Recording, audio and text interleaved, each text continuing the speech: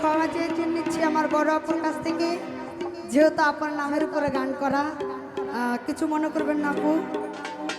hello,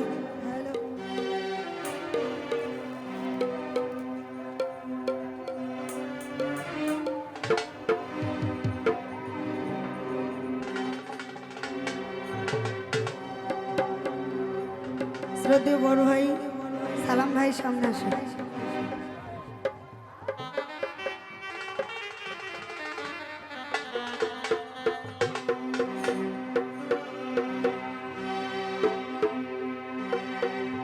ওরে স্বপ্নে দেখি রাইতে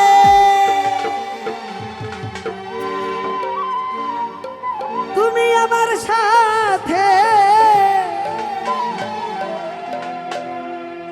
এমন স্বপ্ন দেখি নিতয়াগে